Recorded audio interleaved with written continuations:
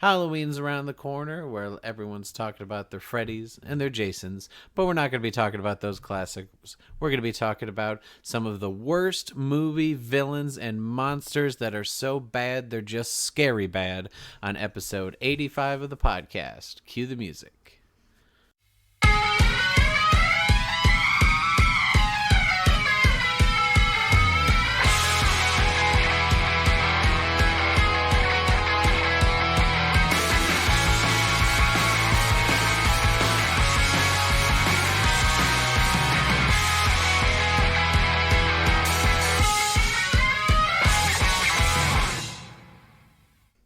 Welcome, everyone, to the Entertainment Buffet podcast. I'm one of your hosts, Brandon Prosek. And I'm your other host, Jessica Kwazz. And Halloween's just around the corner, Jess. Your favorite holiday. It is. It's spooky season, and I am very much enjoying it. It's a little different this year because I'm not really going to any, Halloween parties or events. It's all from the comfort of my own home, which I can still make fun.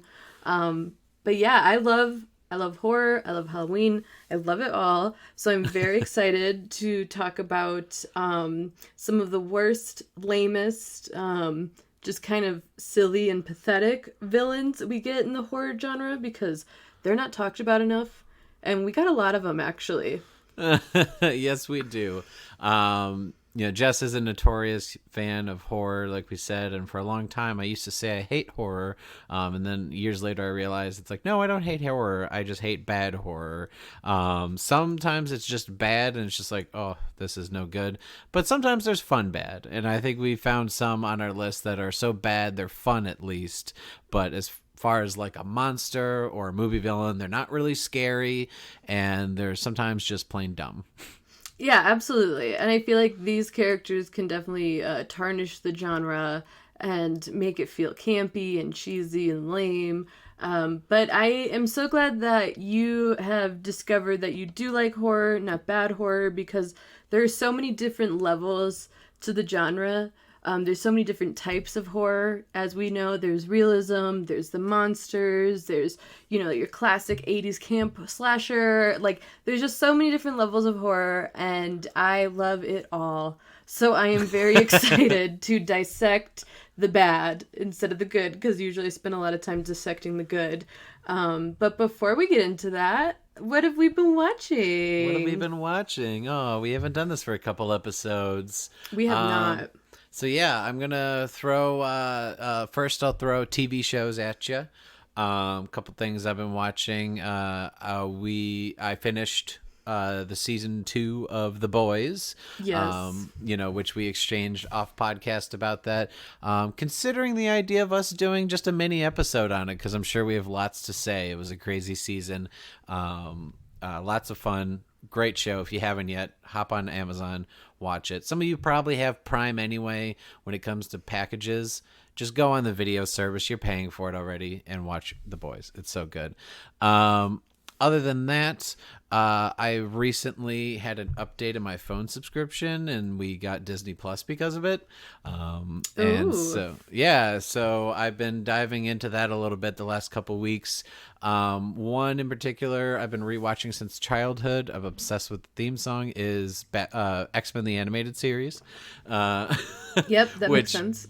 Which at least 2 to 3 different people when Disney Plus came out specifically came up to me as like, hey, X-Men the Animated Series is on it, right? As if like I didn't already know that it would be, but also just like, hey, I just want to let you know of all people, 'cause, like, we know you love that show.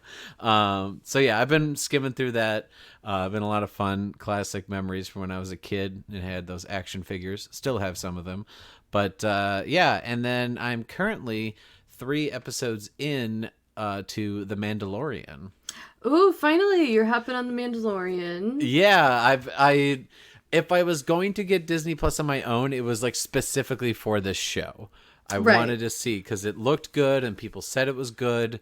I've avoided spoilers. Obviously, the trailers never showed the child / Baby Yoda, and that's been all over the internet. So I just knew that was going to be a thing, but that's in the end of the first episode, so it's not like it's spoilers, guys.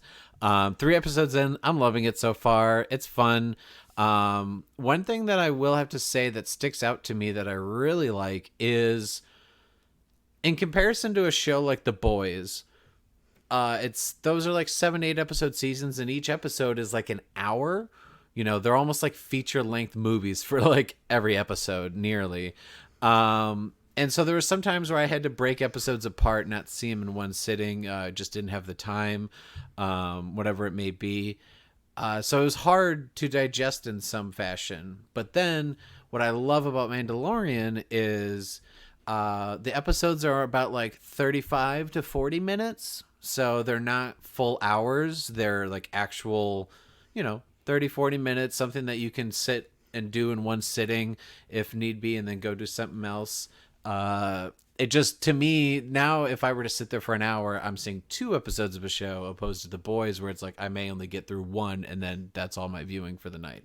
So, but also the episodes don't feel like they're missing things, so I think Disney Plus, they made a good choice by, instead of doing like 4-hour-long episodes, they're like, hey, let's do like 8 episodes where they're like 30, 40 minutes. So it's been so much more digestible, and also just, I still have plenty to go. I'm looking forward to it. So yeah, so far I'm loving it, and yeah, can't wait to see more. I agree with you about the time. I like that there's no real time put on each episode. It's pretty much just whatever that episode and that story of the episode calls for, which keeps it like entertaining, because like you said, it's not really missing anything, but it's also doesn't need to stretch anything. So I do think that really works in the show's favor. I really enjoy it. I think the first season was really great.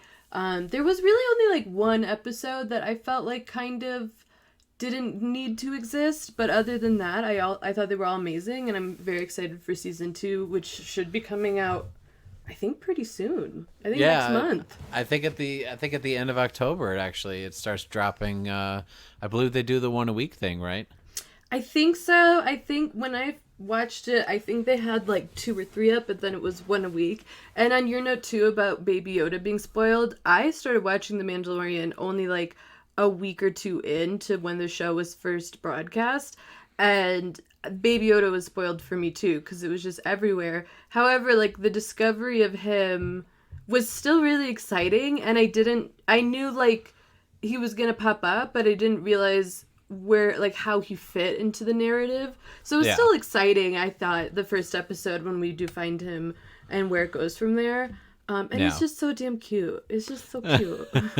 So cute. Yeah, definitely. Yeah, Jess, so before I talk about movies I've been watching, what are some shows you've been watching? So I've been watching a lot of horror as of recent, because that's just what I do in October. But the one thing that's not horror that I have watched recently is The Vow, which is a documentary series on HBO Max. It technically is kind of horror, though, because it's about the NXIVM cult. And it's a really, I don't know, it's sometimes it's a really fascinating show, and then sometimes it's really infuriating. But I find it to be very interesting because it's pretty much told from the perspective of those who have left and who expose the cult. So it's a very interesting perspective on that particular thing. Usually when we hear like cult stories, they're very far removed. It's like, some weird A&E special from the past, and we find out weird details. But this gets very personal and very specific about what these people went through. And it's just, it's intense. It's a very intense watch. But there is redemption in that, like, they fight back and they take control of the situation. So it's very interesting. They did announce there's going to be a season 2, but I don't think that's going to be coming out for another year or so, and I don't know what that's going to look like. It's really rare that documentary series end in like a kind of a twist and a cliffhanger, but this one did. So it's just fascinating, and I don't know, it's a harrowing story. So I guess, that's technically kind of a horror dark moment that I did watch. So other than that, I also watched 2 new shows. I watched Bly Manor, which is the sort of sequel to The Haunting of Hill House. It's similar to American Horror Story in that it's a completely different story, different characters. Everything is very new from the first season, but we still have the same actors and the same people behind it. Hmm. I I was, everyone, I feel like, okay, so did you watch The Haunting of Hill House? No, I did not. So The Haunting of Hill House is honestly incredible television. Horror aside, it is a masterpiece in how it's done. It is just so well done. And I think so many of us loved Hill House so much that we wanted Bly Manor to be at that level. And Gotcha. it just was not. I mean, it's very hard to top Hill House and what that did. But I feel like it was almost received in a way that was like, this is great. This is great. No, it's wonderful. This is a wonderful show. Almost like it has to be good. It's great. It's great. And then when I was watching it, I was kind of like, this isn't that this is a letdown. And I have a lot of issues with the very last episode. For those of you who have watched it, I found the character of Owen in the very last episode in the future to be very offensive. And I had a lot of issues with it. But yeah, I would say honestly, skip it and just rewatch Hill House or watch Haunting of Hill House for the first time because it's just wonderful. And then on Good to top, know. I honestly I think you should watch it because it's just the writing of it's very well done. The specifics of how they tell the story is haunting and fascinating, and Bly Manor is fine, I guess. Um, and then I started watching Lovecraft Country, which is an HBO Max. Uh, I don't know if it's just on HBO Max, if you get on regular HBO. I honestly don't really know what HBO is doing in terms of their broadcast, but I got it on HBO Max. It is so good. It is a beautifully shot show, so everything is gorgeous to watch. It's very interesting because it has a feel of all different types of horrors mashed into one show. Um, Okay. and it's also very interesting too because there is the same characters in every episode pretty much. The same through line is in every episode, but it also does feel like a little bit like Twilight Zone in that each episode is a little contained to its own thing, if that makes sense. But then there's this overarching story. It's honestly, it's so well done. It's so fascinating. I really enjoy it. I haven't finished the first season. I'm halfway through, but I'm just really enjoying it, and I find it again to be gorgeous, and I find the story to be really interesting, and all the acting is really great. So I really like Lovecraft Country. Gotcha. Good to know. Yeah, that's one I wanted to check out if I jump back into having HBO for sure. Um, so yeah, I did watch more movies than I did TV shows. That's for sure. I know you said you've been kind of dabbling in horror all month, but yeah, I've been hopping around a lot more movies. In passing, I rewatched the entire trilogy of the '90s live-action Teenage Mutant Ninja Turtles movies. Okay. The original, without a doubt, the best, and I think everyone should rewatch it because I think a lot of things hold up in it, from the effects to the story, the tone, everything.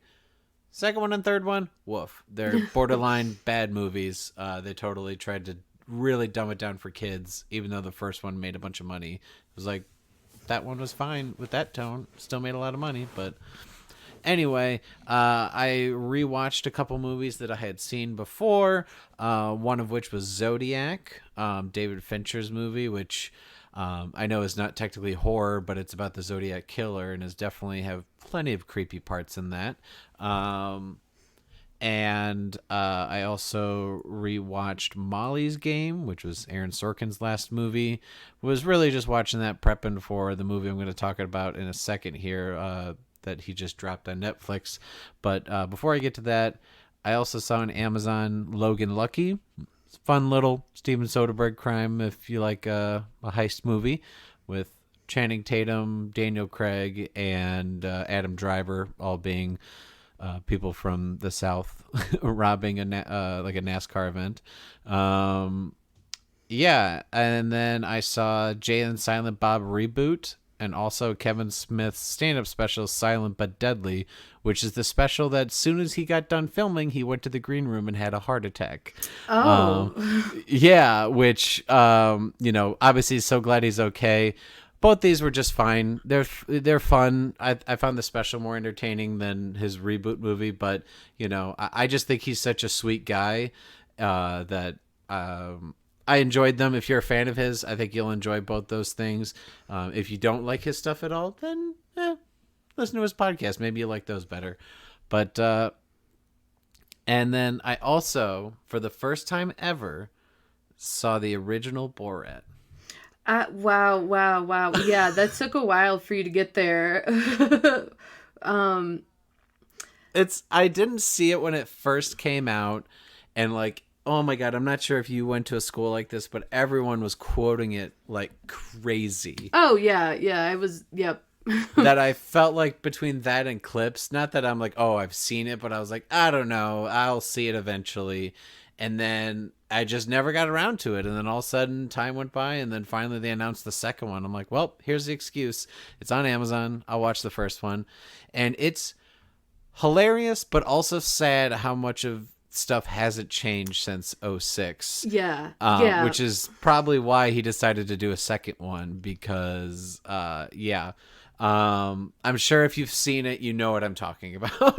Yeah, exactly. I actually covered Borat for our road trip movies episode a few months back. Yeah. Oh my God, many months back. Time is wild. That was back in March. Oh my God. Yeah, I was visiting in Denver. Yeah, right before everything happened. Anyway. Yep.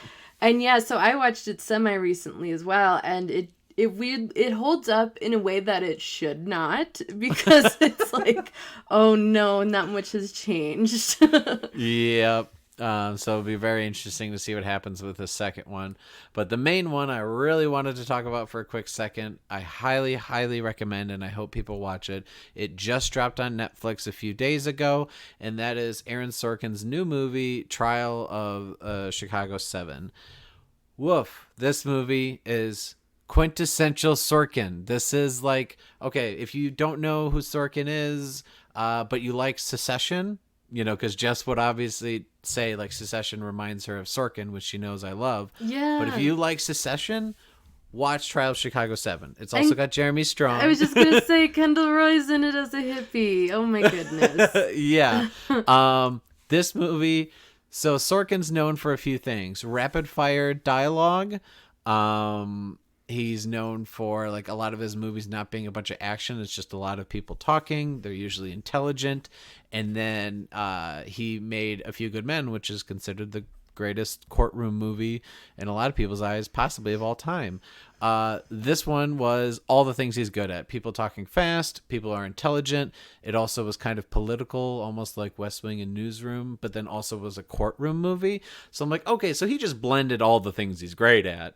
And I think the performances across the board are powerful. I think he does incredibly well as a director. This is only his second time directing after Molly's Game. I think I'm totally down to have him keep directing. Was so crazy how this is another one that like it's about events in the 60s, but it's still so relevant to what's happening with a lot of things today. And I think that's why it was extremely powerful to me, because one, I was like a little upset that like this is still happening, but also it just I think it put it in a different context for those who maybe aren't understanding the shit that's still going on. Yeah, I actually, on that note, like, just total sidebar, I like, not to get too political, but I've been going to like marches and protests. I haven't recently, but I was involved in one that got very intense. And one of my relatives just like gave me so much crap for it, was so ignorant about it.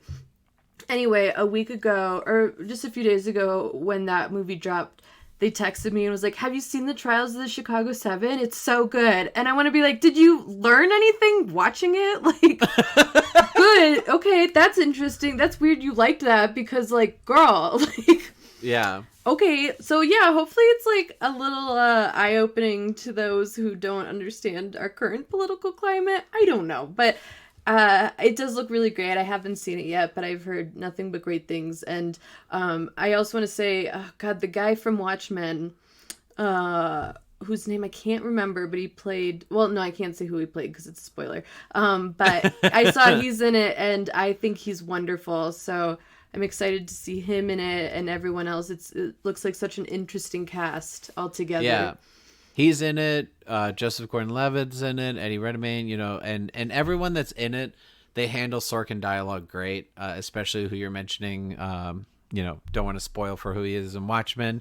But, yeah, he does great. I wouldn't doubt if, like, depending on how they handle the Oscars and such, that people get nominations from this movie, or this is nominated for picture and or director, at least screenplay. Like the screenplay thing, I'm pretty sure it should already be a lock for him, depending on what else comes out that qualifies for award stuff. But yeah, I just really wanted to emphasize for people to go check out this, because almost everyone I know has Netflix.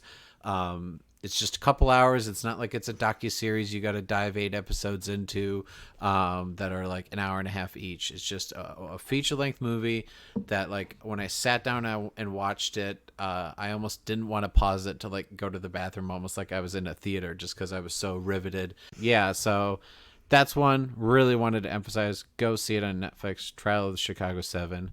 Jess, what have you been watching? So every October I watch 31 horror movies because that's just what I do. It's just what I do. It's the only thing bringing me joy right now. So I've noticed that this year I feel like I've exhausted a lot of horror, and it's really hard for me to find new exciting horror that I haven't seen and been wanting to watch, because I've watched a lot of it. Well, if you do this every year, I know. Just the last 3 years, you've watched almost 100 movies. Exactly. And I watch horror outside of October as well. So it's like, well, shit, I don't know. You're not allowed to watch it the rest of the year. You're grounded from horror for 11 months because you watch 31 movies. I know. And it's something I should do to keep it fresh, because I'm really struggling. And it sucks too, because with everything going on, obviously, like, we haven't had a lot of newer horror this year. We've had a couple things, but nothing that's like super intense. I'm really disappointed the Candyman remake didn't come out this year and we gotta wait a whole year, but that's another thing. So I've been rewatching stuff I haven't seen in a while, or I've been watching like really like nitty gritty, like deep into the genre stuff. So just for like rewatches, I rewatched Jennifer's Body for the first time since it came out, and I gotta say it's hilarious and campy and fun, and it was way ahead of its time. So it's actually really great. I rewatched It Follows, which is iconic for the aughts horror, and it still holds up. It's great. The newest one that I watched so far this year, the one that I want to talk about the most right now, is Host. You may have heard of it because it got a lot of attention because it was filmed during quarantine, all on Zoom. And so I watched that, and when I was first watching it, I honestly kind of found it to be a little boring, and it was almost like, all right, yeah, it's cool that you like could make this on Zoom, but just because you could do it doesn't mean you should do it. And then I found myself being completely wrong, and the last like 20 to 30 minutes of it changes everything from the beginning, which it's very rare that like an ending of a movie can be so good that it makes everything else so much better. But it did that, and the interesting thing about this too is it's only 57 minutes. It's a very short movie, and it's shorter than an episode of The Boys. Right, exactly. And so it was interesting to find myself kind of being bored with it because it was so short, but then it picks up and I was in it. So it's very fascinating to watch that type of filmmaking, and if you're going to watch it too, if you're interested in checking it out, like stick with it, because yeah, I was like, this is just fine in terms of what's happening. I don't see the real big deal of it. And then it went there, and the effects were really interesting to watch as well. So yeah, I actually ended up really enjoying it. So if you want a fresh new horror from this year that's actually really good, I would suggest Host. Yeah, so that's, I mean, the rest of it I can table because the rest of this episode is all horror, and I could talk about this genre to death, but I will not do that for the sake of you guys. So let's talk about the rough horror, the bad side, the cheesy side, the weird side, of some of the worst, the lamest horror movie villains and monsters. So, yes. What? Go ahead. Oh yeah, you're gonna kick this off? Yeah. So I want to kick this off and talk about a very interesting horror monster that is also technically a monster outside of movies, and that is Slenderman. Brandon, do you know about Slenderman? I mean, the briefest bits. I just know there was like a period of time where everyone was like talking about it, but I never saw the movie, never fully investigated because it sounded weird and creepy, and so I just like sometimes, depending what the vibes I get based on what other people give me, is where I'll indulge or not, and that I was a little, I don't know, I was worried it'd be too creepy based on like how other people hyped it, I guess. Okay, so Slenderman is interesting because it is internet folklore, right? It's probably, besides like the flying spaghetti monster, one of the first of its kind, in that it's a story made up entirely on the internet, which is really interesting. And for those of you who don't know, Slenderman is this weird sort of character. He's very tall, he's very lanky, he doesn't have a face, and the internet has created him entirely, and it's formed into this weird thing. It's kind of died out though, but a few years ago it was really big to just make up these like almost like fan fiction stories of this completely fake thing, and people would be like editing old photos and put like Slenderman in it and be like, oh my god, there he is trying to lure children in the 30s, oh my god. Anyway, so it's... They try to make him like an It, basically. Kind of, yeah. And he, like, I don't know the full internet origin, and it is always evolving, which is also very interesting about just this character in general, because it kind of is like you make it up as you go along, or you choose what you want it to be. And so it's like he targets children. I don't know what exactly he wants. Like, I don't know what his deal is. But he's just like this weird internet monster that was created somehow. I don't know. So anyway, I always found the idea of Slenderman to be interesting in that, like I said, it's like really the first internet folklore we've ever had. It's the first like modern day folklore, and it was created all on the internet. And that's really interesting. I finally saw the movie. There was a movie made in 2018 about it. And this movie is awful. It is so not scary at all. And they completely like made Slenderman lame as hell. Like so lame. Which is really disappointing because I think there was a cool opportunity. Basically, if you haven't seen it, don't. But I will say it's not even so bad it's good. It's just bad. It's just really bad, and that sucks because, like I said, it's a very fascinating character that they could have like done something really cool with. But it's weird because like the movie itself, like there's just, it starts off pretty much with just like exposition of like these characters hanging out and being like, have you heard of Slenderman? What's Slenderman? I don't know. Let's watch a video with Slenderman in it. And they do, and then he just haunts these kids, but like there's no like reason, like there's not even like it's just, this is all fake, it's the internet, like whatever, this isn't real. Like it's so weird how they do it, and they form this character into being like just this lame thing that just is haunting these teenagers. There's like no origin story. It's basically just like what the internet says, but also they try to make it real in the movie, so it's like What, like, I don't know. I see, the thing for me that makes like a really good villain, of course, and not just in horror, is like the origin story. Like, what happened, what made them so crazy. This doesn't have anything, and there, like, it's just hard to describe without seeing it, but basically it's just like he also has way too many things going on in this movie. So like, for instance, like, he literally takes a child, and then the other kid he's haunting, he just like messes with, and then the other one, he's just like got into their brain and is like tripping him up and making him have bad dreams. Like, it's really weird. He's doing way too much. Like, what does he want? I don't know.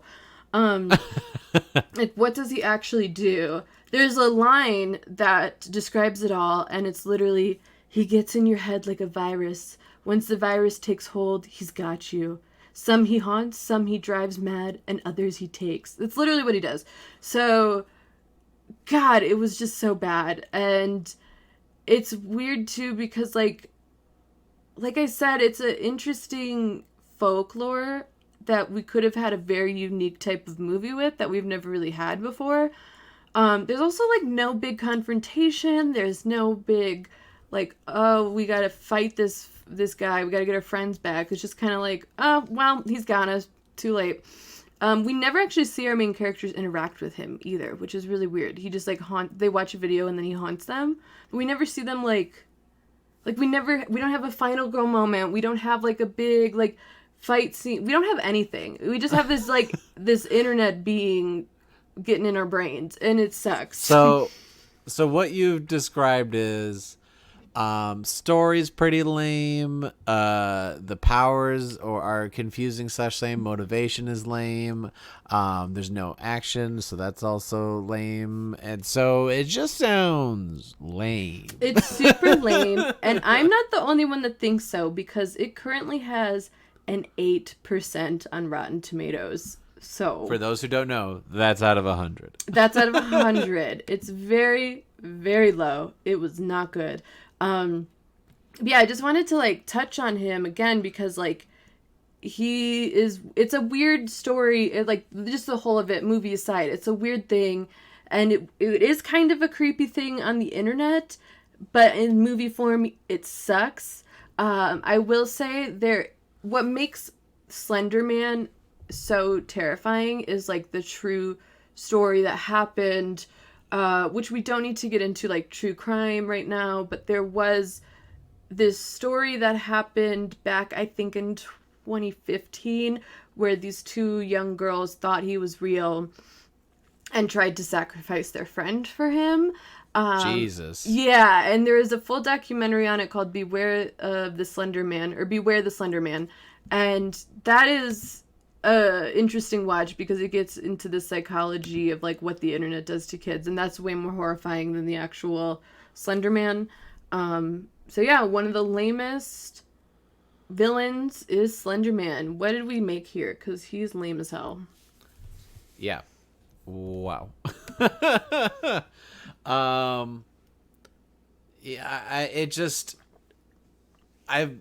I don't want to say I avoided Slenderman, but I was just like, I'm sure someday I'll learn about it. But the fact that it was internet folklore, I didn't even know that. I thought it was, just a movie, or like maybe a short story that spun into a movie or whatever it was. But the fact that almost everything you describe sounds bad, and like there are no redeeming qualities about it. Yeah, sounds like a definite skip. And even I'd recommend some of the ones that we're going to talk about later, who are at least so bad they're fun, but this just sounds bad, and just saved you 90 minutes or however long that movie is. Yeah, I really did. And like now you're all caught up. You understand what Slenderman is.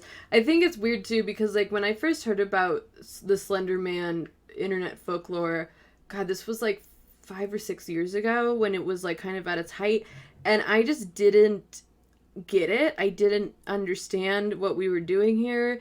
It was like weird videos and pictures, and people would like search them and then like freak themselves out and be like, oh, it's so creepy. But like I never really got what we were doing there. And I still don't. So Slenderman's weird. It's just weird. What did we do? What are we doing? Like, Well, thank you for saving me that time, Jess. Biting the bullet for us however long ago when you saw it.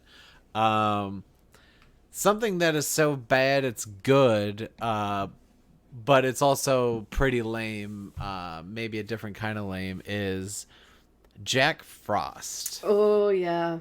Which I only first learned about this movie through How Did This Get Made, which they watch bad movies, which I thought they were talking about like the Michael Keaton, like Oh, like dad yeah. dies and like becomes the snowman and like whatever. And so when I'm listening to the podcast and they're like talking about it, I'm like, what the fuck? This Michael Keaton movie sounds like really fucked up. I never knew that. And then it's just like, oh no, totally different movie.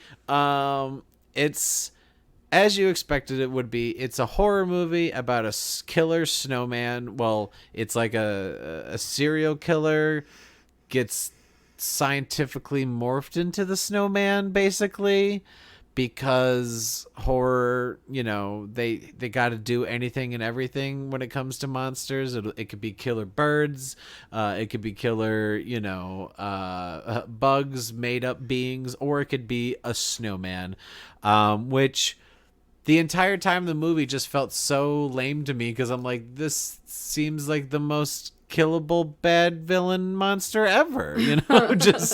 Just turn on the heat or something. It just anytime like he was able to pull off like a kill, I was so confused. And yeah, it also, the thing that frustrated me with the movie was like the final kind of like fight feels like it takes for fucking ever. Like it just, the movie drags out him just like not quite dying, and I'm like, oh my god, like this movie needs to end. It just does.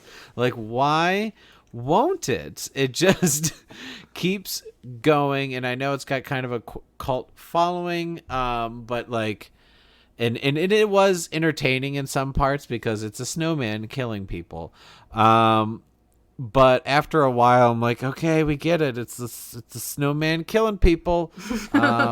Can we do something fresh with it? Like, nope. And poor Shannon Elizabeth. Oh, yeah. Which this was her first movie. I didn't know it was her first movie. Oh, my God. Yeah, it was a couple of years before American Pie.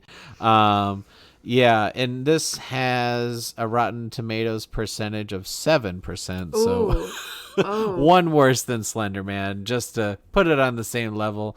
If you think, oh, well, at least it's kind of a corny, fun idea. It's like, yeah, maybe once, if you can find it for cheap or free. Don't buy this movie. Don't, I just, yeah, it's, woof. Well, it's funny, too, because, like, as a child, it's so easy to destroy a snowman. You just, like, hit it with something, and it's gone forever. So it's really interesting that an entire movie tried to make a snowman this, like, big bad that you can't destroy. Like you said, just put a fireplace on and it's done. Or just wait, like lock your doors, wait till summer. Like, it's very non-threatening. Yeah, and like also because he's got like stick arms and like it's like what, just like smack him away or something. I don't know. It just opposite of scary. Truly. Yeah, it's so interesting, the Christmas fun time mashup of a murderous snowman, Oh, the murderous snowman. Yeah. Yikes.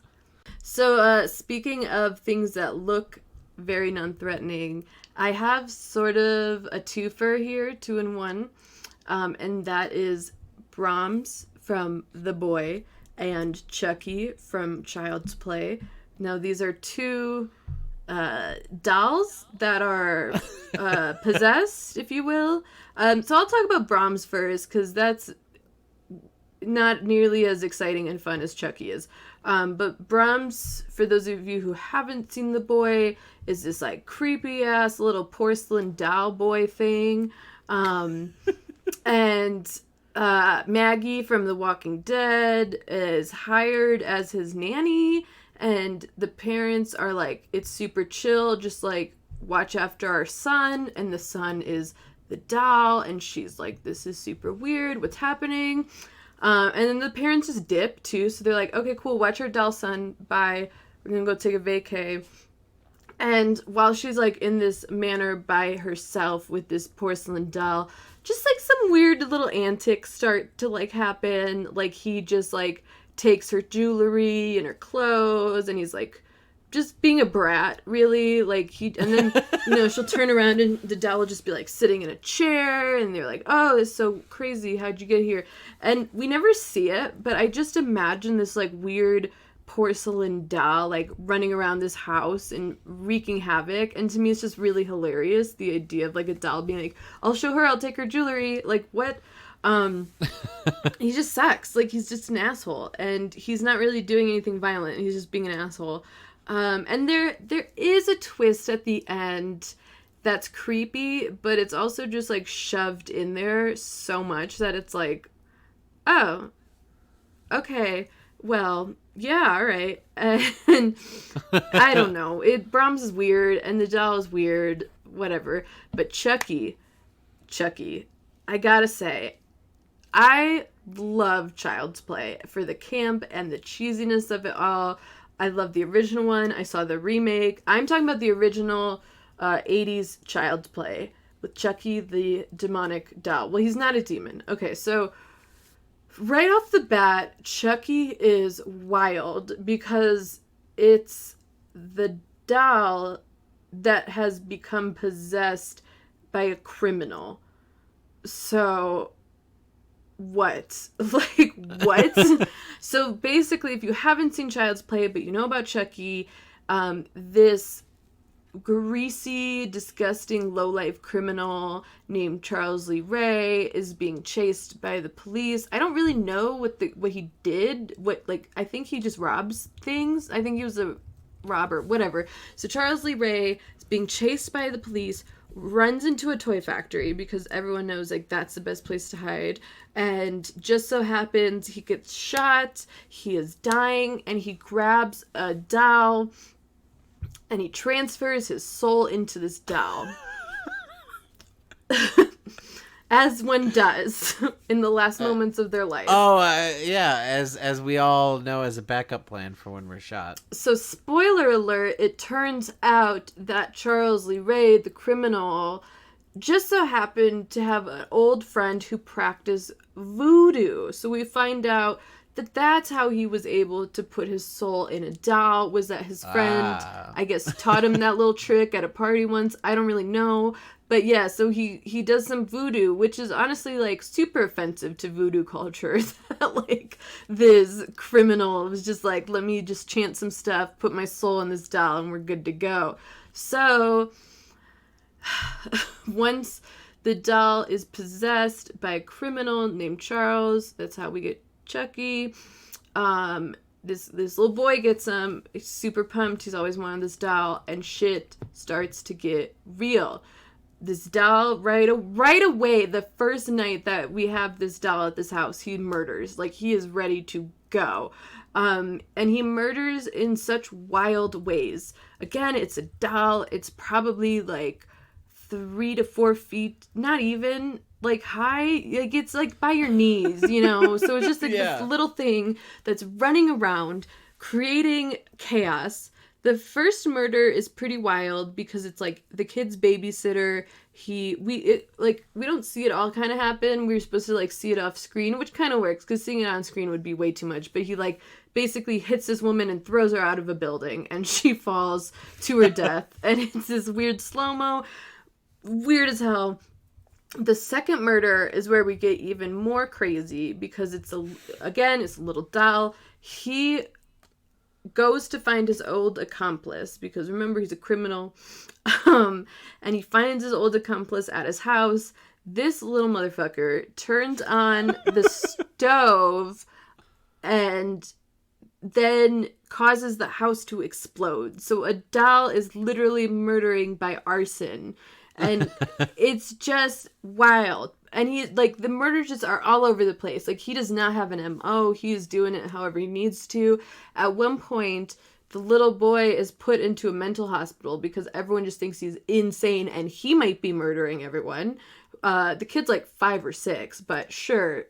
He's just murdering grown adults, and he's like, my doll did it. And they're like, away you go into the 80s mental hospital, which is horrifying. At one point, Chucky gets his ass into the mental hospital because his voodoo friend told him that the only way his soul could leave the doll is if it goes into the body of the first person he revealed his soul to. So it's the kid. So there's a lot of story in Child's Play. There's a lot. Yeah, I didn't know there's so much voodoo. There's so much voodoo. And it's all, like, offensive because, no, who's doing this voodoo? Anyway, so he goes into the mental hospital. At the same time, the kid is freaking out, and this doctor is, like, trying to sedate this kid.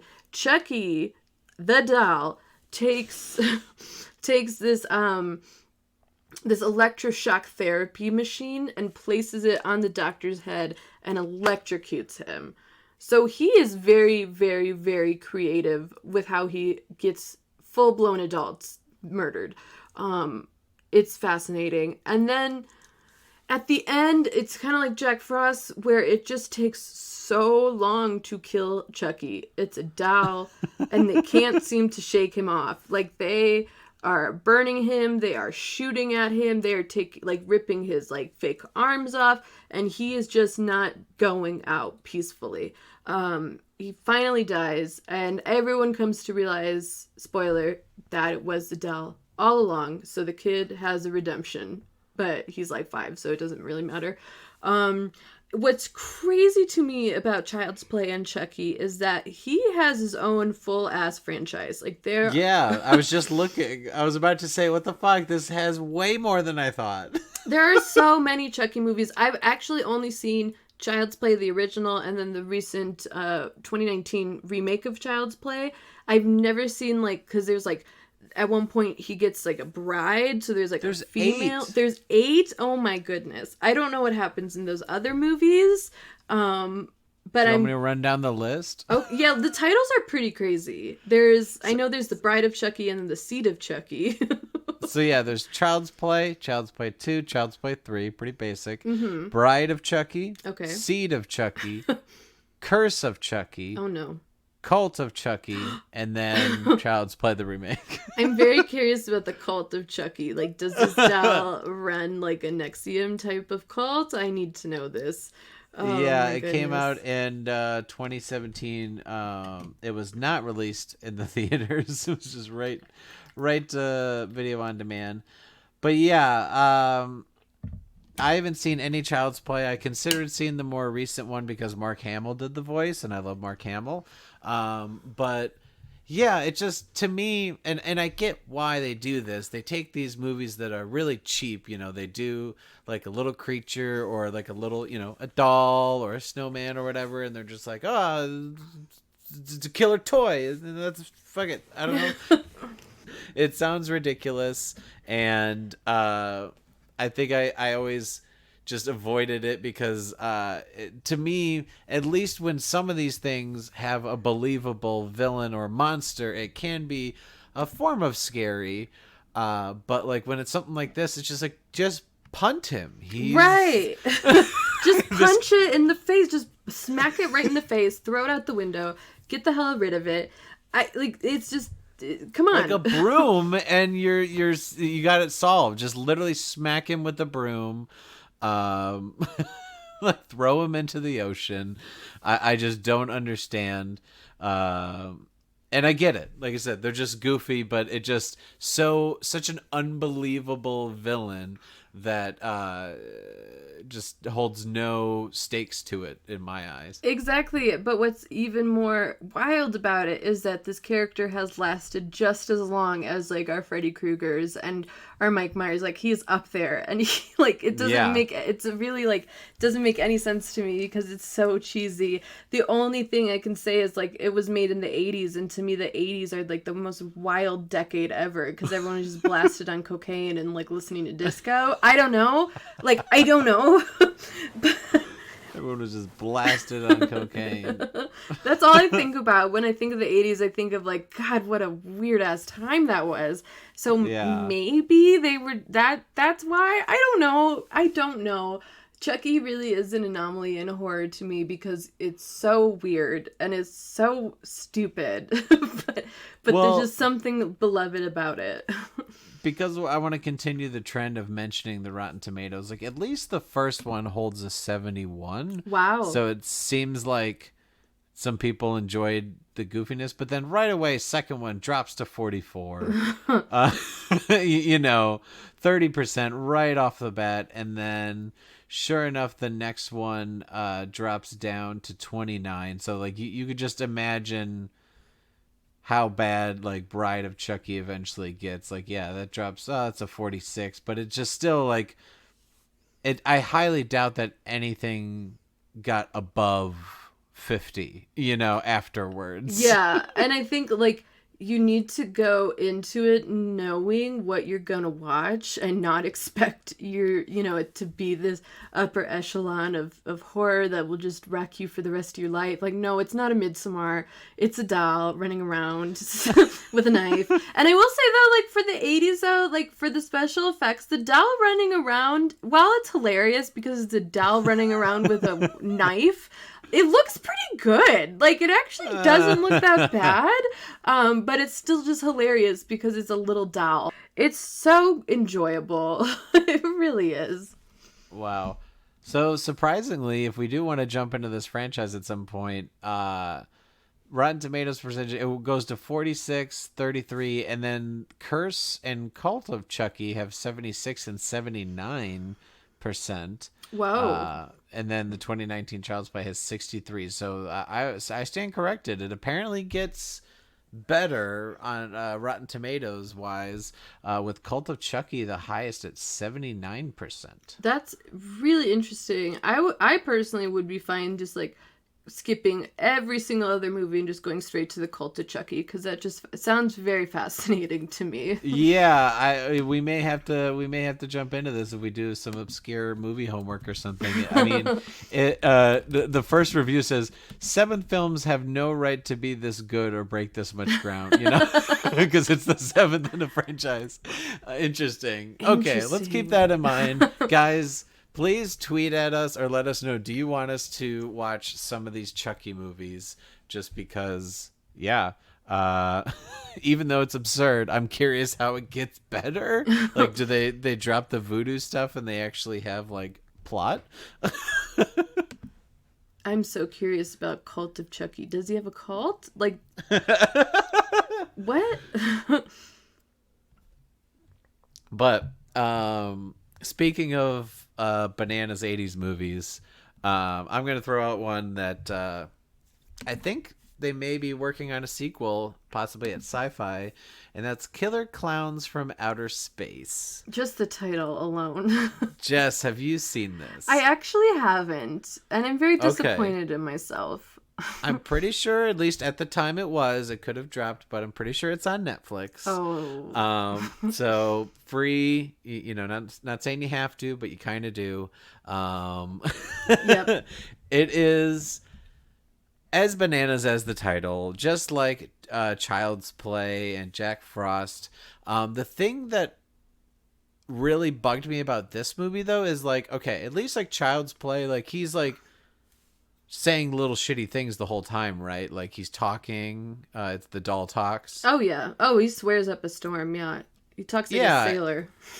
And like Jack Frost, he speaks, and I'll talk about some of the other ones later, but like I think the thing that bugged me about this one is like they're just these big weird looking clowns that don't say anything. So it's like sort of creepy in that sense, but they also just look so goddamn ridiculous that I'm like, I can't take this seriously. Not that I don't think I'm supposed to, but when you have a villain like that, that's not like an animal, like maybe if like the shark didn't talk in Jaws, that makes sense. But like these are killer clowns with these big, huge things. You'd think, I don't know, they'd have a fun voice to them or whatever. And it's just like, nope, they just walk around and it you could tell that they had a lot of fun trying to do like sets and special effects, but it's an absurd premise where they like trap people in cotton candy, and you know, it just,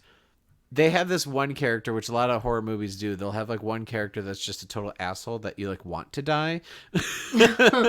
And like, this is one of the cops where like one of the main cops is like the main characters. And then this other one's just an asshole know-it-all that like, they made him an asshole for so long. I'm like, oh my God, this is almost becoming relevant because there's a lot of problem with cops, you know? Like, stop trying to make things, you know, whatever. It's just, he's such an asshole. And I just like couldn't wait for him to possibly get killed by a clown from outer space.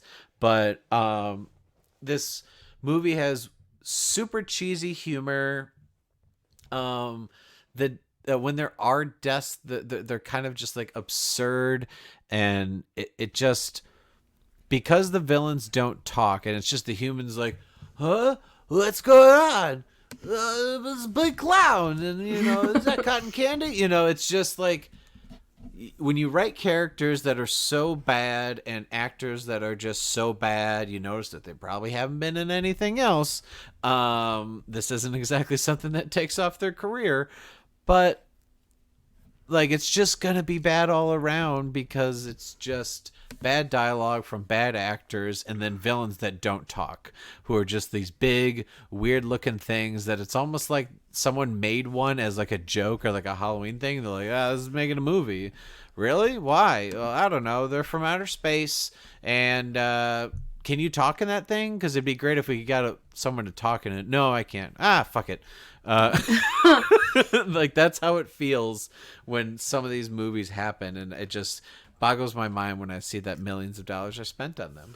Yeah, I think that's funny too, because Killer Clowns from Outer Space is literally the movie It. Like, that's what he is, actually.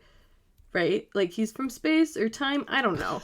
It's like that's, wow, way to take another concept from another horror movie and just make it its own wild thing. It sounds fascinating. I've heard a lot about that movie, and I will probably watch it because it does sound like something I'd be very into. Like, if you like drinking a little bit, you're like getting a little high or whatever your thing is, maybe do that and watch the movie. Or if you can like do a Netflix party with some friends virtually, or if you have a small bubble that you can watch it with and just laugh at it, like, go for it. That's what I did with a Netflix party. But yeah, don't go in it expecting to be scared at all. Don't go in it expecting a fun villain. They just, if you see the trailer or a picture, it's just that the whole time. You know, you saw it already. Wow. Yep. All right. Well, switching gears to a horror movie that is supposed to be serious and not Killer Clowns from Outer Space, but it's supposed to be real scary and is totally not. I chose the I guess, I mean, okay, this movie's old, so I'll just be real. Ben Willis from I Know What You Did Last Summer. So That sigh. The sigh. So I Know What You Did Last Summer is weirdly become like this notorious 90s horror movie, and I argue that it should not be, and it should be completely forgotten about, and it is so dumb. So basically, we have the most quintessential 90s cast of all time, because we have Freddie Prinze Jr., we have Jennifer Love Hewitt, we have Ryan Felipe, and we have Miss Sarah Michelle Gellar, Buffy herself, playing 4 teenagers who are complete assholes. They completely suck. And one night, they accidentally hit somebody with their car. Oopsie whoopsie. And instead of being like decent people, they're like, what? No, we won't go to college. That's literally what their argument is. They're like, this is manslaughter. We'll go to jail and not college. So they literally like throw this body in the water and are just like, whoopsie, whoopsie, whoopsie, sorry, and they just move on with their lives, okay? Because they suck. A year later... Because they suck. They suck so much. And that's the other thing about this movie that I hate, villain aside. There's no character to root for. So when they're all, like, getting harassed and shit, I'm like, yeah, they deserve it. They suck. So don't worry. They did not get caught for manslaughter. They went to freshman year of college. Good for them. They're all also, like, 4 rich, white, privileged kids who are just like, oops, murder. So they went to their freshman year of college. Good for them. They come back to their hometown for their summer. And wouldn't you know it, somebody knows what they did last summer. And they are... Oh, shit. Yep. Oh, yeah. They're here to get what's theirs. So, like, all 4 of them... It's weird. Actually, only 3 of them. Freddie Prinze Jr. seems to, like... His character doesn't really get much. He's just kind of, like, there. They all start getting, like, these letters and, like, this weird sort of, like weird things starts happening to them, and literally the letters are like, I know what you did last summer. Wow. And they're like, whoa, who could know such a thing? Because we were the only ones there, and we did it. Whoopsie. And so it's, like, sort of supposed to be, like, this psychological mystery, also sort of pseudo-slasher. However... It's not scary what this villain does. So, like, okay, the villainous antics are all over the place. So, Ryan Phillippe, his character gets run over by a car. So the villain is like, I'm gonna murder your ass. Right? So he, like, gets him, hits him with the car, almost kills him. Jennifer Love Hewitt's character gets a literal dead body of one of their friends stuffed into the trunk of her car. So they're like, oh no, it looks like you murdered this dude. Well, we gotta hide another murder. So anyway, so literally puts a dead body in the trunk of her car. Now, what? No big deal. No big deal, whatever. Again, villainous antics, trying to go for them.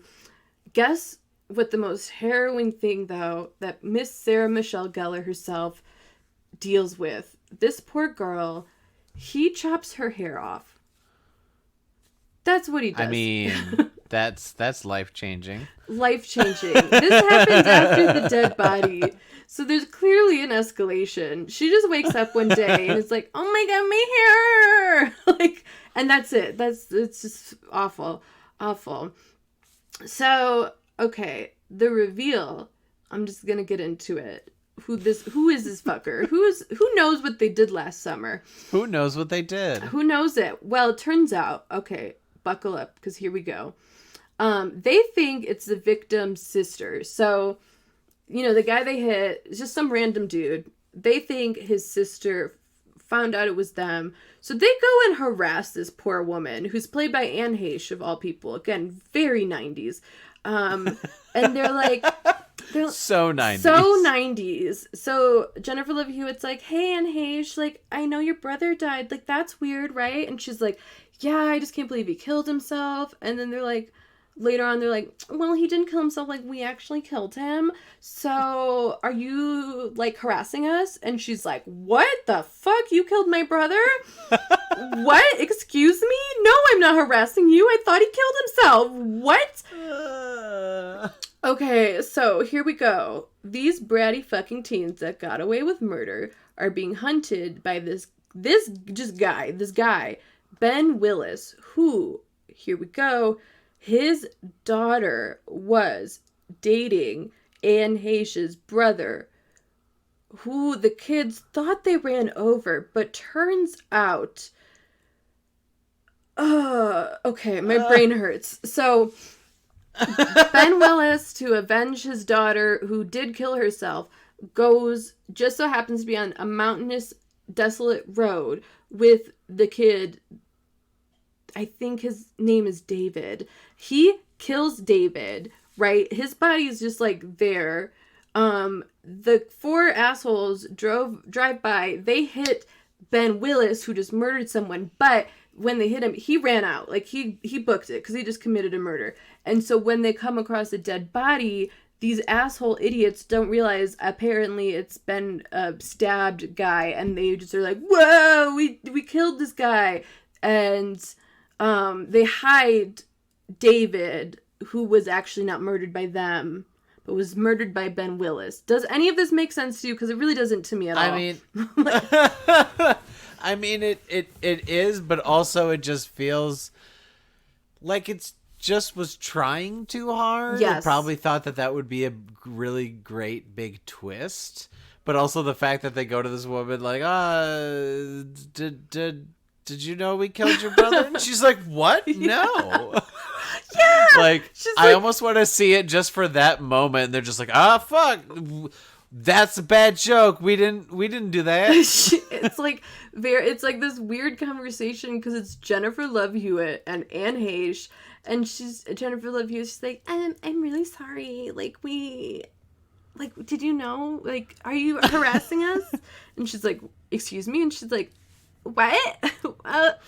And it's so weird because like we don't know any of this backstory until the last 10 minutes of the film, where they're like, oh yeah, well no, my brother who I thought killed himself but you actually killed was dating this girl. She died, Susie. She died in, I think it's like a car accident. Yeah, it's like a car accident at the same spot, and David was the one driving, and then Ben and her father was like super mad, so he goes out to the exact same spot, somehow gets him there, kills him. These four idiots hit a body. They think it's this guy. Whoa. But like, there's no why would you do that? So like, you literally just got away with murder. Go quietly into the night and call it a day and make these four assholes suffer. Like, why are you coming back to be like, hey, I know what you did, but really I did it. Excuse me. Like, what? Just go away. You got away with murder. Be quiet. What are you doing? And then it all comes together in a boat fight. So they get, I don't know why. So it wasn't a fight where they both were on motorcycles. No. And they drove at each other and jumped off and tackled one another and then almost stabbed Tom Cruise in the eye? No. Oh, so that's different franchise from... Different? Okay. Yeah. No, this time we got boats. We got boats and boats and boats. So, Speed 2 cruise control? Kind of. Not as good. Face Off. No, different boat thing. Different boat thing. The 90s loved boat things. I was just going to say, wow, I never noticed the 90s liked boats. They were all about those boats. I can't get enough boat chases and action sequences. No, and it's like the boat in this ultimate, ending fight scene confrontation, like the boat was used as like weaponry. So like we're using like the sails, like we're hitting each other with, I don't know, oars, I don't know boat stuff, but like it's like it's on a boat and we're using the boat as like weaponry. So Jennifer Love Hewitt's character, her dumbass, gets on like, she thinks, I don't know, she thinks it's like Freddie Prinze Jr. who's doing it, because like truly his character gets nothing. Like no one threatens him. He doesn't get his hair chopped off. He's just like living his best life. Doesn't get his hair chopped off. He's fine. He's doing good. And so she confronts him and she's like, I think you did it. And he was like, what? And then there's a whole other plot line where he goes to see Anne Heche too and is like, your brother that died, huh? But no one knew it was whatever. So she's like, I think you're the murderer. Oh my God. She's running away from him. And this dude is like, hey, young girl, I can help you. Get on my boat and I'll get you to safety. And so she does. Cause why not, I guess. And then on the boat, we realize this dude is Ben Willis and his daughter was Susie and he killed David and they didn't kill David. They didn't kill anybody. After all that, they didn't kill anybody. So I know what you did last summer. Well, what? Apparently nothing. Nothing. You actually were fine. But you just fucked a lot of things up. Yeah, you were just assholes and drunk driving and threw some body out into the water. But you actually cleaned up my crime scene. So thanks, guys. Like, Yeah, so this movie came out like a year after Scream, so I really think it was trying to capitalize off of the Scream success and what that did for horror. And Scream does have a good twist to it, and I think you're right that they thought like, wow, this will be a twist no one ever saw coming. But it's like, yeah, we never saw it coming because we didn't know any of this. Like, duh. It's awful. It's such a bad movie, and I don't understand like why it's held up there with like classic 90s movies. I guess just probably because of just the cast. The cast alone is very, very, very 90s. Like ridiculously 90s. And the villain is so forgettable, except for the boat scene where he's fighting Freddie Prinze Jr. and Jennifer Love Hewitt on a boat. And oh my god. Didn't this spin into a franchise also? Yeah, so there was a sequel. I've never seen any of the other movies because the first one I find so bad. There is a sequel that's called I Still Know What You Did Last Summer. And Freddie Prinze... There's 2 sequels. So, yes, there's 2 sequels, but... The first sequel has Jennifer Love Hewitt still and Freddie Prinze Jr. still, and then we get Brandy, which is also very, very 90s. And then I don't think anyone else is in the third sequel, though I could be wrong. I don't know. Yeah, so I Still Know What You Did Last Summer, and then I'll Always Know What You Did Last Summer. Oh no. Which I'm not recognizing any of the names up top, so it must have not really been anyone important, and everyone jumped ship, no pun intended. But, that one holds a 0%. So wow, wow, that's really which really has bad. Which has a review of a 12th generation knockoff that leeches off a flaccid little concept that was already withered and whiskered the first and second time around. Wow. Wow, yeah, yikes. I mean, that sounds about right. I haven't seen it, but... So, just to let you know, the first one has a 43%, and I Still Know What You Did Last Summer. So that's where it started. Yeah, that's where it started. We started at 43, and the second one really sunk low to a 7%. So, up there with Slenderman and Jack Frost. I just don't know. I mean, these kids are wildin'. Why are they doing so much in the summer? Like, what are you doing? I'll always know what you did last summer. Always. But again, they didn't do anything in the first place. They did. They hit someone. That's not cool. But he survived. And he actually did the thing last summer. He murdered someone intentionally. Like, he did it. Like, bro, why are you throwing judgment at these assholes when you murdered somebody? Like, it doesn't make any sense. And honestly, my brain kind of hurts about, like, talking about all this plot because it just doesn't make any sense. Well, don't worry, Jess. I'll take it from here. Another series that spun out of control in the 90s and is actually still going, is getting ready to release their 7th film any day now.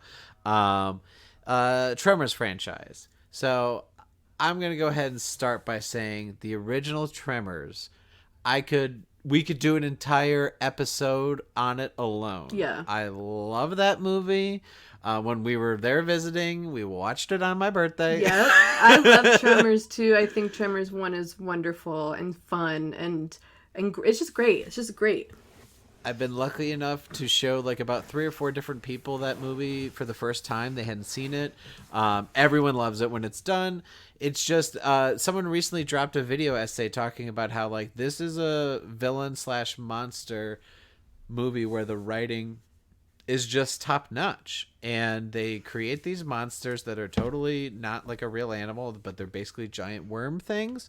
And they set the rules for the monsters. They show you what they can and can't do, but they also are great because they learn throughout the movie and they adapt to what the heroes learn. So like every time the heroes think, oh, this is what we'll do, the monsters do that. And so it's just incredible. And if you haven't seen the first Tremors, watch it, and then you'll see It's some campiness, but it's from 1990. I think no one really expected much from it, and that's why it's so much fun. That it's like, well, look at a movie with a kind of a silly, like it was originally titled Land Sharks, where they're basically they're giant worms that are under the ground in the desert, and they come up and eat people. That sounds stupid, but it's written so well.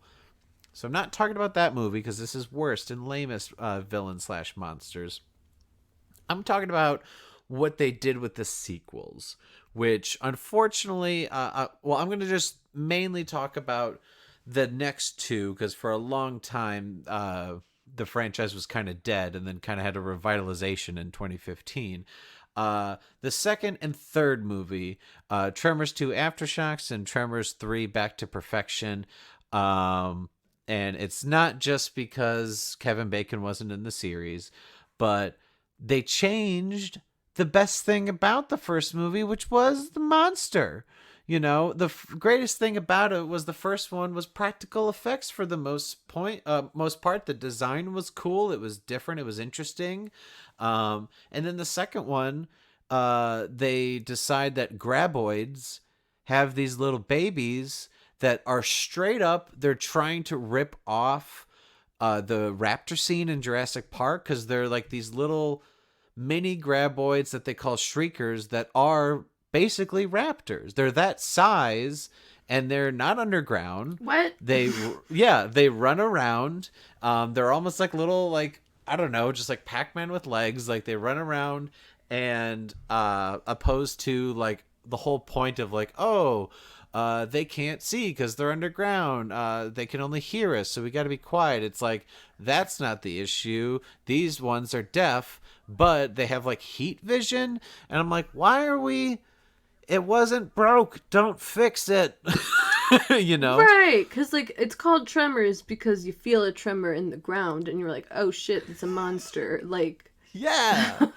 So like a first portion of the movie, it was just the normal graboids, but then all of a sudden it morphs into these shriekers where it's like, I get it, they're like, oh well, they got to learn the new monster, but I'm like, no, the monster wasn't the problem. You could have just taken the characters and put them in a different location, different situation, new characters dealing with graboids that didn't before. Or maybe just change the graboids and some of their abilities, but don't just completely change the monster. And this is where I got so frustrated because they weren't quite like Chucky or Snowman level, like, oh, they don't seem that bad, but they're just also like not very big. Like they're, I don't know, I want to say they looked like they maybe be like only like 5 feet tall, and you know, they don't really have like arms. They still got like the big tongue things, but it's just like, how are you going to get eaten by a thing that has like not that big a jaw, you know? Like the big worms were like sharks. I'm just gonna engulf you. Like these little things, I'm like, why? You're ripping off raptors but making it this weird amalgamation. And also some of the CGI was bad because they started switching to CGI. So that's the first part. And then in the third movie, because you know, we got to change it up again, the shriekers then evolve into these things that they kind of, their mouth points out a little bit, almost like a pterodactyl, and then they shoot fire out of their butt to take off and fly. What? And they call them ass blasters. No. No.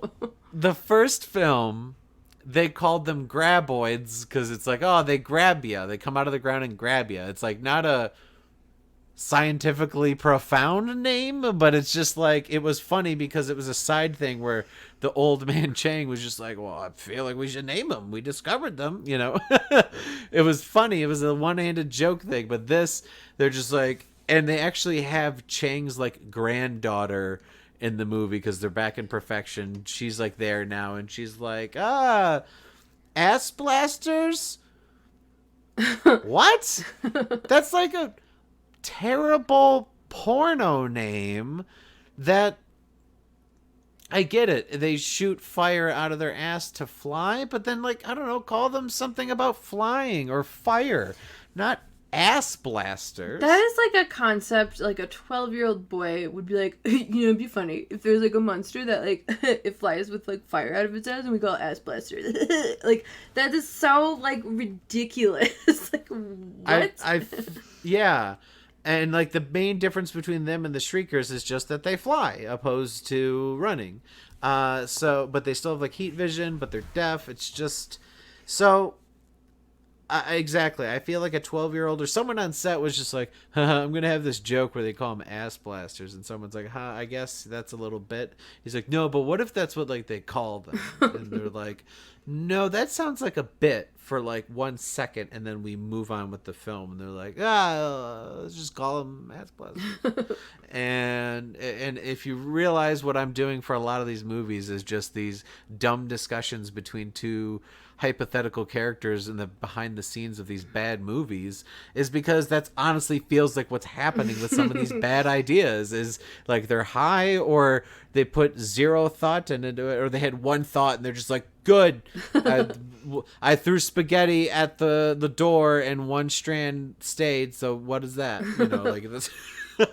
It just, yeah. So it's not the first Tremors movie. I love the Graboids. I think they're one of the best monsters. If we did a best movie monsters, without a doubt it would be on there. If not, maybe my number 1 or number 2. They're that good. And then you have these Shriekers and ass blasters.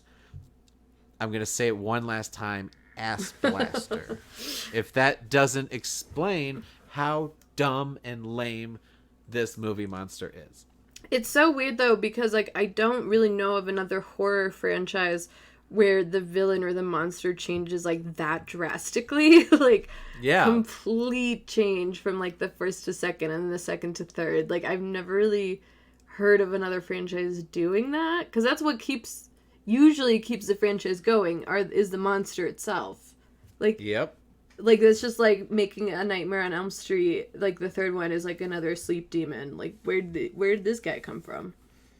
Yeah, exactly. And that's why I feel like you said, most horror franchises is they keep the monster and they change the people around them or the story around them or the circumstances in some way.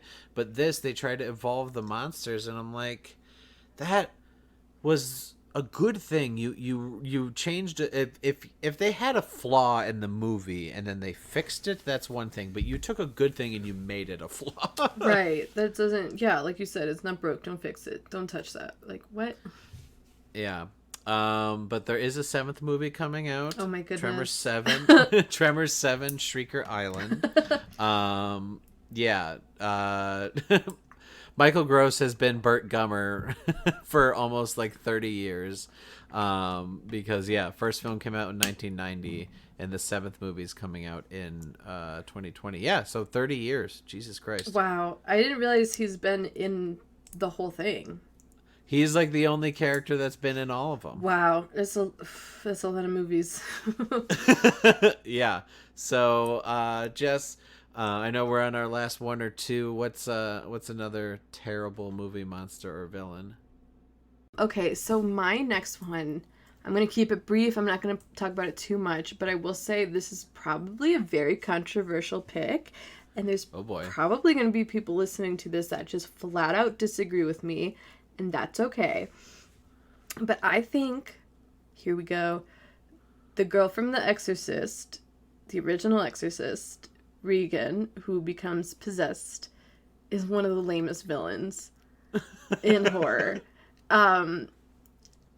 Okay, so the movie itself is iconic, of course. For many reasons, it did a lot for the genre at the time. It was very scary in the 70s, for sure. But now, it is not scary. It could use an update. Which is also a very controversial thing to say, because I don't love remakes, but I'm not above a horror remake if it's done well. Like, I think Candyman remake, I'm disappointed it didn't come out this year, because I think the original Candyman is really good, but really of its time and could use an update, and I think the remake's going to be good. I think The Exorcist could use the same thing. I really do. Some remakes are obviously like not as good as the original horror and are lame, but like some of them actually I think give it like a nice up, like bring it back to being actually terrifying. Because if you watch The Exorcist now, yes, like the concept is really creepy. Just like this normal kid just randomly like getting taken over by a demon. That's terrifying. And what can you do about that? I don't know. Get a priest and hope for the best. Like that is very scary. But like now, if you look at the special effects and the makeup, it just looks more cheesy than scary now. And the things like she's doing are very scary. Like there's some very creepy moments with like the way this girl's body is being taken over by the demon, and like her actions are scary, but like looking at it is almost comical now because of how it looks. And the voice of the demon honestly sounds like I don't even know, like an old man who chain smoked a pack a day, and it doesn't work with like the body of the little girl anymore. So I think while it started off as a very good, very strong, very scary little villain, because it's like this little girl that is innocent but is being destroyed by a demon, I think now she honestly kind of sucks and it's kind of lame. And it's not scary. So yeah, I'm not into her anymore. Interesting. Yeah, I wonder how many people. But like you said, I feel like the movie's iconic, but not necessarily like you don't have her listed as like one of the best villains of all time next to like Freddy, Jason, and all them. You know. Yeah, and I think like again, it's not the movie. Like the movie, it's a good movie. I think sometimes, like I said, it could use like an update. Sorry. For what it was at the time, definitely can be appreciated. And there's a lot of movies in general that are like that, where it's like, what it was for the time, I understand, and I appreciate and respect it, but like, nowadays, I don't think it's held up as well as we would like to think it did. Because that one just doesn't really do it for me. Like, it just, it just doesn't. Which is interesting, because I find, like, the more spiritual things, like, possession or ghosts or like those kind of horror really do freak me out. And like I think my favorite villain is Freddy Krueger, because there's just like a complete lack of control. Like, what can you do? He's taking over your dreams. You can't sleep. You're done. Where it's like, and this is very scary too. Like a demon just takes over your body. That's it. You're done. But yeah, it's also become such an overused trope in movies that like the first one's not the scariest anymore. And I just don't think it looks well done either. So she ain't scary. She didn't do it for me. So I will say also one last villain that I want to talk about, and I'm going to keep it very brief, is I just watched the cult classic Sleepaway Camp. I don't think I've ever even heard of Sleepaway Camp. Okay. So Sleepaway Camp is like this weird, like, just like a ripoff of Friday the 13th. It has this weird like 80s cult following, and I just will say that the villain in that is ridiculous. If you've seen Sleepaway Camp, you know. If you haven't seen Sleepaway Camp, then you probably haven't even heard of it, because it's ridiculous. It's a very like B-movie like horror stupidity, and the villain in that is bonkers, and I don't want to talk about it because if you haven't seen it, like, it's just, I'm keeping Sleepaway Camp villain as an honorable mention, because if you've seen it, you get it, and if you haven't seen it, don't even worry about it. If that makes sense. Good to know. So one that we were joking earlier about how Child's Play has so many films. This is another one that I think every time I tell people, they're very shocked how many films it has, and that is the Leprechaun film series. Yeah, this one. This is one of the lamest villains, and like, I love Warwick Davis. He clearly had fun with these movies, but there should not be, let's see, there is currently 8 of them made. Wow. Warwick is in the first 6. There's Leprechaun, Leprechaun 2, Leprechaun 3, which I think they should just call Leprechaun in Vegas because that one is in Vegas. Leprechaun 4 in space, Leprechaun in the Hood, and Leprechaun Back to the Hood, which the is spelled THA. Yes. So I told this to Brandon, but just so everyone knows, out of all these movies, the only one I've seen is Leprechaun Back to the Hood. I have not seen any others. I haven't seen Leprechaun in the Hood. I've only seen Leprechaun Back to the Hood. And I think it was just like on TV one day when I think I was like in high school, and my friend was, I think we were hanging out and we were just like, what in the world is this? Like the title alone, like what is happening? And so we watched it. I like the fact that I've only seen that one and I might keep it that way. Although I do want to see the first one with Jennifer Aniston. I'm very curious about that. So I will say, I think that if you're going to see more, the first one's not the one you should go with. Okay. Because, like, when I was curious, when I knew that this had such a huge franchise, and I used to host bad movie nights with my friends, March was coming around, and I was like, I really want to do some of these Leprechaun movies. So, first one is just bad, but not quite fun bad. It just was, they clearly made it for super, super cheap, and then it had a bunch of VHS sales, and so they got to keep making them. Second one has some fun, weird moments, but is just bad. 3 and 4, I think, are like the crown jewels of fun bad. 3 when he's in Vegas, because the deaths start getting just bananas. Like 1, I'll just say, like, no, I won't even spoil it, but they're just they're bananas. They're bananas deaths, and the 4th one is in space, and so if you don't want to see a leprechaun in space, I don't know what to tell you. It's just ridiculous. There's just straight up like sci-fi jokes. There's a part where he has a lightsaber, like a very poorly made special effects lightsaber. May as well have been a toy, but it just, those 2 in particular are so fun, but they're just, the thing that's so crazy about this Leprechaun series is, for those who don't know, he, opposed to going the route that like, oh, he survives and he gets away, it's like, no, he, spoiler, like he pretty much dies at the end of almost all the movies, and it's just like it starts again just with like a new set of characters, whatever, kind of like what we were saying that Tremors should have done, but it's the same Leprechaun, and but then like some of the rules change as far as like what powers he has. All of a sudden he can like he randomly has this power here or there throughout the series where he like can throw his voice almost ventriloquist style, and it's kind of creepy, and but it won't be like his voice. He can like do your voice. It's a weird power. Yeah, it was very random. So like if like a boyfriend is looking for his girlfriend, he can like do the voice of the girlfriend, like, I'm over here, honey. And it just looks so bad. He also just, I don't know if he flew, but like his powers kept changing, and it's the fact that, kind of like Child's Play, it's like he's just this little leprechaun. Like, why is this so difficult?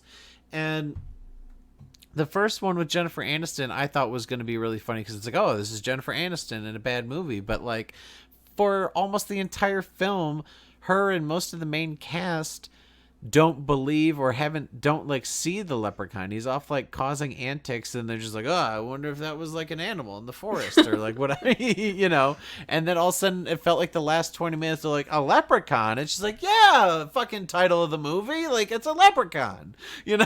Why was this put off for so long? And then like his weaknesses change. Like they randomly introduced that like iron or something is like a weakness. And then they also other times need to do certain spells on him. There's no continuity through most of the series. The deaths are bananas and often really lame. It's not a scary villain, it just, I think watch 3 or 4 if you love watching bad movies, but I can't believe that, the 90s alone, they made 4 of them. So in 10 years, they made 4 of these. And then 2000, 2003, they made both the In the Hood and Back to the Hood.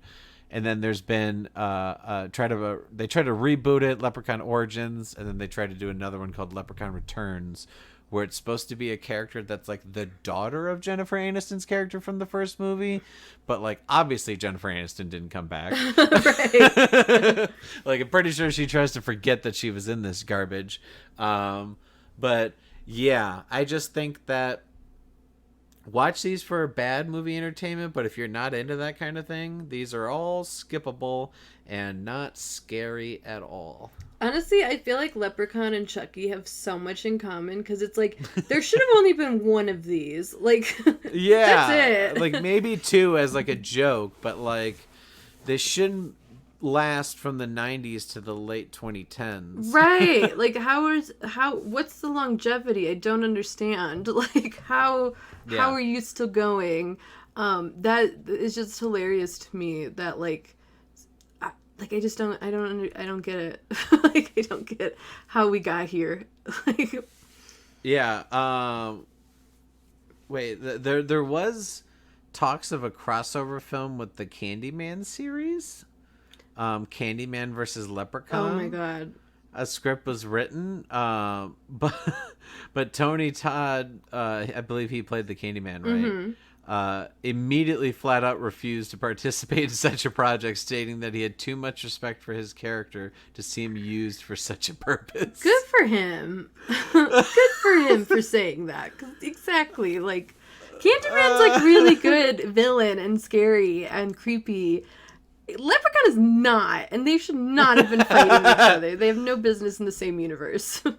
Yeah, at least like Freddy versus Jason was kind of like, okay, an interesting crossover.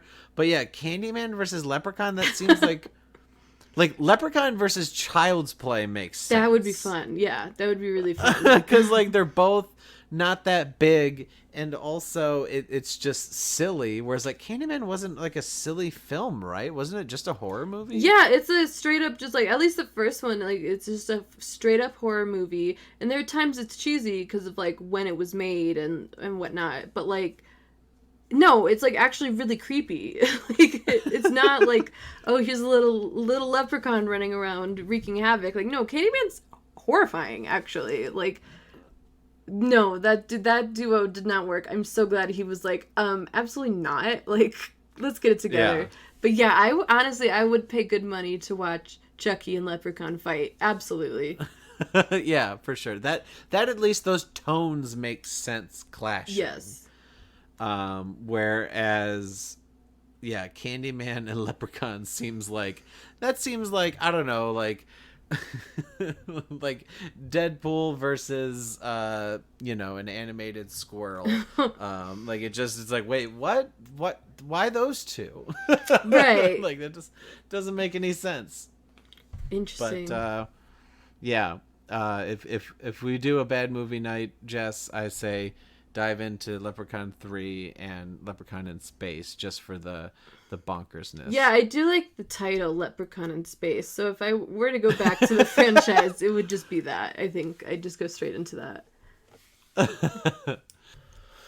Well, Jess, it seems like you have plenty of horror movies to watch based on this list and the bad ones. That's true. Yeah, I was saying I have a hard time, but honestly, I have a wealth of Killer content. Clowns, yeah. Leprechaun in Space. I have like 7 or 8 whole Chucky movies, 7 or 8 whole Leprechaun movies, 7 Tremors movies. I don't know what I'm talking about. That's like almost all of my October right there. Like, I don't need anything else. Yeah, for sure. But all right, Jess. So yeah, next episode we're gonna be discussing we're rewatching the Scream franchise. Yes, I am so excited. We talked about bad horror today. Now we're going to talk about good horror next time. I love Scream. So yeah, if you want to listen along and dissect the franchise with us, watch Scream 1 through 4. I believe they're all on Hulu, at least my Hulu, because I got the Hulu Live. But yeah, they're wonderful and they're so fun. So Scream next time. I'm very excited. Yeah. And until then, where can everyone find you on social media? On Twitter and Instagram, I am at Jessica Kwazz, JessKwazz. And I'm at Brandon Prosek on Twitter and Instagram. Check us out there. And as always, please check out Entertainment Buffet. If you aren't listening to this on YouTube, check out the YouTube. We have tons of videos and podcasts. This one's available there, as well as some other podcasts are coming to the channel and other video, a variety of content in video form, while Entertainment Buffet is away from live shows due to COVID and such. So check out the video content there. When it comes to the podcast, as always, every podcast asks you to do it, but please subscribe, like, share, leave a review, leave a rating between all the apps or whichever one you use. We do appreciate it because it helps algorithms get the word out so other people can find us. And we're going to be talking about Scream next. And after that, let us know. We're getting close to, 90 so episodes, and we want to do episodes that you guys want to hear. So if you have topics that we haven't covered yet in our first nearly 100 episodes, let us know, and we can hit it in the next few episodes. But until we jump into Scream, don't scare yourself too much with any more Child's Play, Jess. Okay, I'll try not to watch it before I go to sleep. Ass blasters.